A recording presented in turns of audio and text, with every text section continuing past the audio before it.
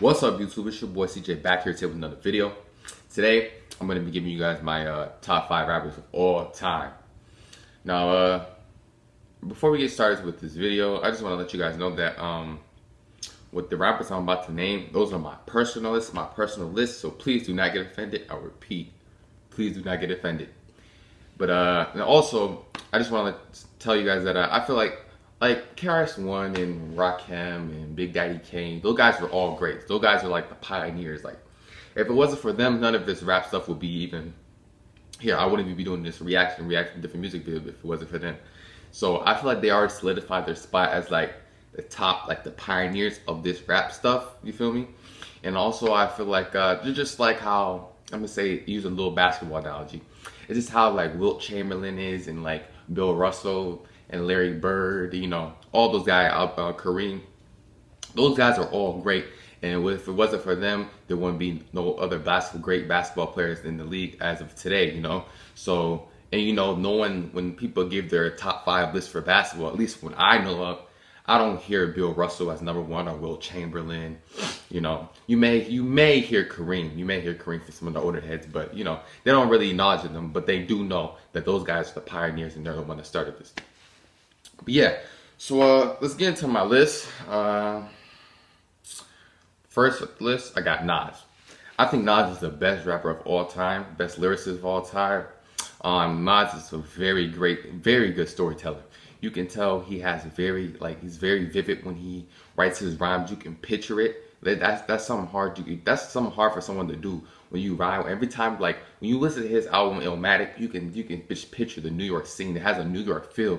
And I feel like it was like when he dropped it, he was ahead of his time, because some of the stuff he's saying in his rhymes, you can still see it today, you know. And it's just crazy. It's just, that's why I think so many people fell in love with Illmatic and automatically called it a classic, because they fell in love with it. Like, you know, that's why so when people, they rank albums and stuff, they always start with Illmatic, saying Illmatic's like one of the best hip hop albums of all time, you know. But you know, Nas dropped Illmatic, and now it's platinum. And I'm looking at it, it says it's platinum. After he dropped Illmatic, he dropped It Was Written, and then he dropped I Am, Nostradamus, Stillmatic, which is a classic. I feel like, here's an unpopular opinion. I feel like It Was Written was better than Illmatic. I'm gonna go ahead and say it. Illmatic, wait, no, not Illmatic. It Was Written is now twice. It went platinum twice, sold 2.5 million copies. The reason why I feel It Was Written was better than Illmatic is because Nas, he dropped some like fire. Like Illmatic was short and sweet, you know. He was just giving you I think he was just giving you a taste. And a lot of people overlook It Was Written. That's a great album, man. That's a great album. When you listen from start to finish, just from the intro to coming into the message, Street Dreams, I Gave You Power, Nas Is Coming, Affirmative Action. And also when Nas is coming, I watched a lot of interviews with different rappers, interviewers such as Vlad, who was talking about how he don't think Nas raps good over Dr. Dre's beats.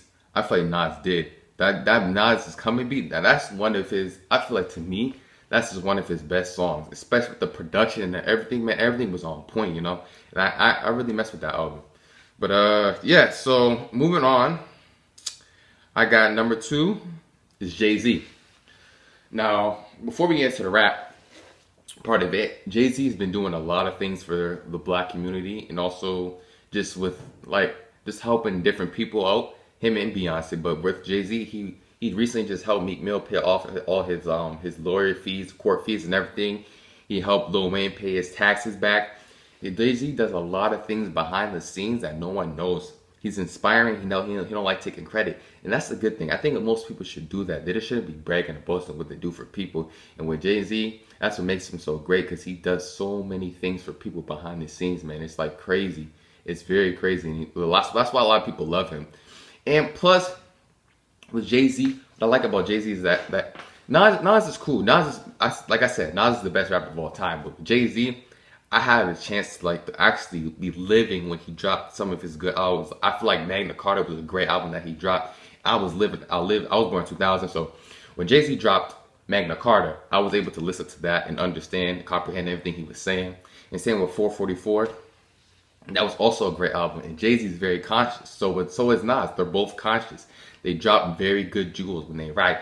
That's like how they be dropped. When they talk about their songs and stuff, they can just they know what they're saying. They know what they're doing. And that's what makes them so great. Especially with Jay-Z. That's what makes him so great. He's so I think he has like 12 studio albums or something like that out now. But Jay is the number 2. That's why I got him at my number 2 spot. Now, number 3, I got Tupac.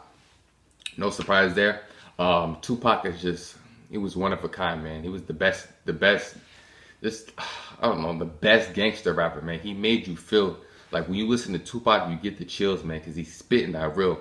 And not even with the rap. When you watch his interviews back then, when he was talking about a bunch of different things, they still happen today. Everything he's saying back then is happening. You're seeing today, you know. It's just how like people say.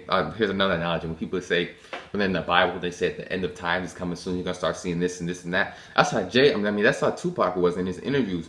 He was saying this is gonna happen, you know. And now when you look, boom, look what's happening. And it's just crazy. But getting into the music, Tupac was a very good lyricist. He wrote what he's seen and what he'd been through. And a lot of people could feel it, especially when he dropped Dear Mama. I feel like that really like solidified his spot, because a lot of people could feel that. That's just not a song just for the hood dudes, you feel me? That's something that everybody in the whole world could feel. And that's why that song blew up so big. That's why that was so big for him. But let's move on to the fourth spot. I got Biggie. Now Biggie was one cool dude, you know.